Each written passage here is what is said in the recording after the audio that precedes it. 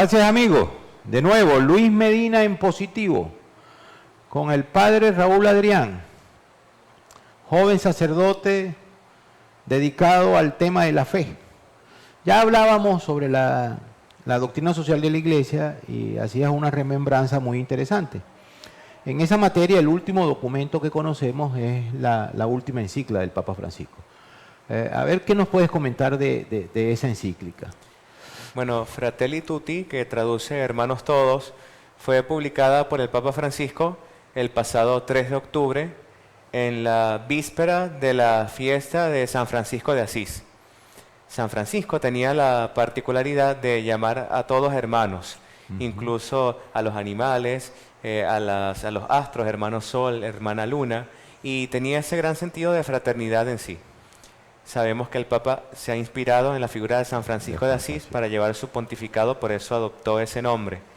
Y quiso que en la víspera de la fiesta de San Francisco y sobre su tumba firmara Fratelli Tutti para mandar un mensaje a la humanidad precisamente de la necesidad de redescubrir que somos hermanos y en medio de la diversidad que hay en el mundo, diversidad de culturas, de razas, de religiones, todos somos distintos, estamos llamados a vivir en armonía, y sobre todo en respeto, en tolerancia, en un mundo donde hay discordias, divisiones, conflictos armados, terrorismo, trata de personas, formas de esclavitud modernas, promoción del aborto, de la eutanasia, la degradación del ecosistema. Entonces hay muchas razones que llevan al Papa Francisco a recordarnos que somos hermanos y si nos reconocemos hermanos con una igual dignidad, con una misma condición y desde el espíritu solidario, podemos nosotros transformar la sociedad, transformar la humanidad. Algo que parece hasta utópico o inalcanzable se puede hacer realidad si reconocemos cuál es el punto de partida. Y el punto de partida es que somos hermanos, es que somos hijos de Dios, es que tenemos una dignidad de ser personas. Es importante, padre, porque, fíjese, nosotros que nos movemos también en el mundo político y además tenemos esta responsabilidad frente a los medios de comunicación, nos hemos dado cuenta que yo considero que uno de los graves problemas de Venezuela, por supuesto, estamos sumidos en una profunda crisis, el país está hecho pedazos, por decirlo menos, los servicios públicos no funcionan, las carreteras, muchos funcionarios lo que hacen es enriquecerse a costilla del erario público. Aquí se perdió muchas cosas. Pero la respuesta a esa frustración y a esa situación es que ya cuando un funcionario público o un líder actúa y se toma los dineros del Estado, del país, para su usufructo personal, ya es una acción de violencia en contra del país, en contra del pueblo. Entonces, la respuesta de muchos sectores que dicen llamarse opositores, y más que de los sectores políticos, padre, más que de los sectores políticos, yo me he dado cuenta que desde los sectores de la gente común, la respuesta es muy violenta. Entonces tú te encuentras que, por ejemplo, en las clases medias, la respuesta es no, tiene que haber una invasión militar, tienen que matar gente, hay que eliminarlos. Y de alguna manera eso coloca al que está inconforme con una situación, lo coloca en la misma posición del que causó esa inconformidad, porque la solución no puede ser ante la violencia, ante el abuso o más violencia. Y creo que ahí el Papa hace el énfasis, es decir, esa encíclica es como, yo cuando la comencé a leer, es como dedicada a Venezuela, es decir, como nos cae al dedillo, nos cae como un bálsamo a la situación que tiene el país. El país no es que yo digo que llamemos a que los que han cometido delitos, los que han cometido faltas sean exonerados de por sí, pero creo que debería en práctica de esa doctrina social de la Iglesia, en ese mensaje, entrar un espacio para la reconciliación, para el perdón, que yo creo en el perdón, pero también creo que para que pueda haber perdón tiene que haber arrepentimiento, porque no, y yo sé que la Iglesia Católica, y en ese sentido son críticas que yo le he hecho a mi madre Iglesia, es decir, la Iglesia no habla de los elementos negativos, es decir, un momentico, yo creo que sí tenemos que perdonar, pero al que se arrepiente, por Dios, El que no se arrepiente, que Dios me perdone, pero no es digno del perdón. ¿Qué opinión le merece a usted eso? Sin duda alguna, la violencia y la intolerancia son obstáculos para la resolución de los conflictos, siempre desde el espíritu de la paz, del diálogo. Se puede avanzar en una sociedad en donde existe siempre el riesgo de que exista discordias, malos entendidos, y por eso el Papa Francisco también hace un llamado universal a la paz, como lo ha hecho siempre la Iglesia como institución.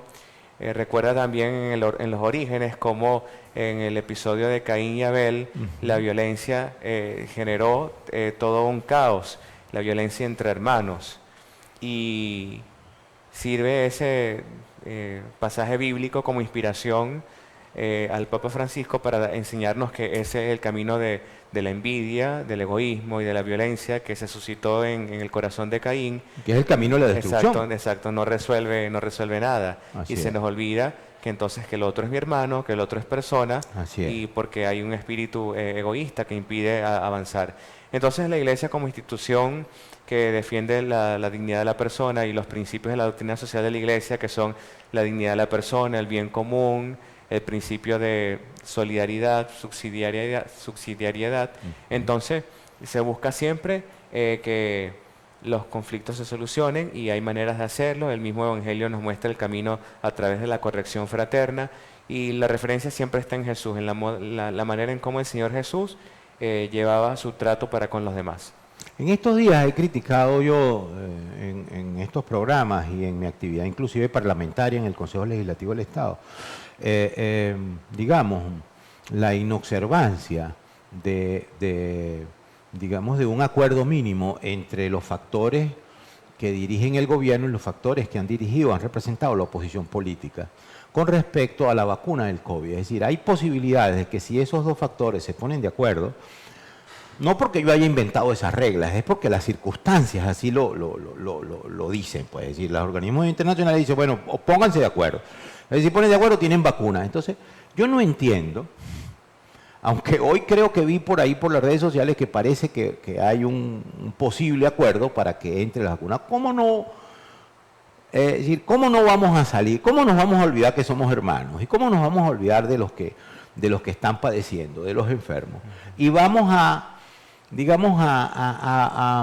privilegiar nuestra diatriba, nuestras diferencias, en vez de privilegiar el servicio a los que lo necesitan mediante la adquisición de vacunas. Es decir, yo diría que a eso no puedes perdérsele un segundo, sea quien sea. Yo para conseguir las vacunas para los venezolanos me sentaría con cualquiera, no me importa su condición, no me importa su credo, no me importa nada, pero la obra, el destino, el fin para el cual estamos sentándonos debe prevalecer. ¿Qué opinión le da eso? Sí, hay instituciones a nivel civil, fundaciones, ONG y también la Iglesia desde la organización Cáritas que han hecho estudios de la sociedad venezolana y el comportamiento de la crisis en los últimos años y se llega a la conclusión de que hay una crisis generalizada en el área humanitaria, sanitaria, y el cerrarse a la idea de que podamos tener vacunas para las personas ante la situación de pandemia es tan contradictoria como cerrarse a la posibilidad de que exista una ayuda humanitaria ante la situación de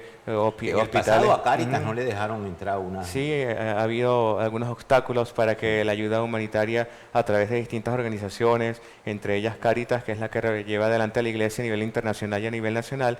Entonces, ante la situación tan delicada que viven nuestros hermanos, y ninguno de nosotros estamos exentos de eso, es necesario que haya acuerdos para que el bien común sea lo que prevalezca, y la necesidad que tenemos ahora, pues ante la situación de pandemia de COVID-19, es que la vacuna llegue. Y el Papa Francisco, en todos los mensajes que puede dar, sus alocuciones y recientemente en su viaje apostólico a Irak, en las palabras de salutación a la nación y al presidente, lo primero que decía es: necesitamos que esta situación de pandemia sea superada con vacunas que lleguen a todos, especialmente a los más vulnerables y a los desposeídos.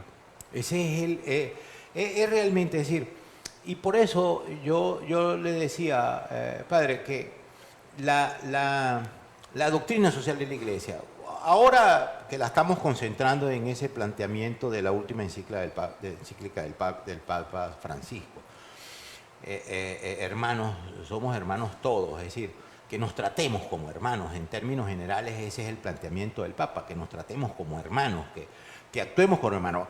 Para actuarnos como hermanos tenemos que reconocer que hay hermanos que piensan diferente a nosotros, pero respetémoslo, por Dios, y que hay cosas que debemos concentrarnos para llegar. Yo estoy seguro de que en el gobierno venezolano, en la parte de los que hoy gobiernan, que están con el presidente Nicolás Maduro, hay gente bueno, que no actúa bien, pero también tiene que haber gente que tenga un mínimo, un ápice de conciencia y que diga, mira chicos, aquí tenemos que trabajar por traerle a toda la gente la vacuna. Es decir, creo que es valedero, extraordinariamente valedero, el mensaje de la doctrina social de la Iglesia en cuanto al entendimiento. El entendimiento no es que vamos a poner, como dice la misma Biblia, poner la otra mejilla, es sentarnos, es buscar mecanismos de acuerdo como seres humanos racionales que somos. En ese sentido, de verdad, ratifico y hago un llamado, en el caso de la Iglesia Católica, porque la Iglesia debe convertirse, pues levantar esa bandera y convertirse en el portaestandarte del entendimiento, del diálogo.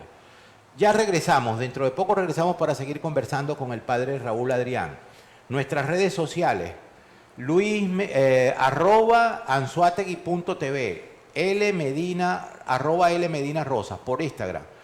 En segundos seguimos hablando de la doctrina social de la Iglesia, la solidaridad y la hermandad, el perdón y el arrepentimiento.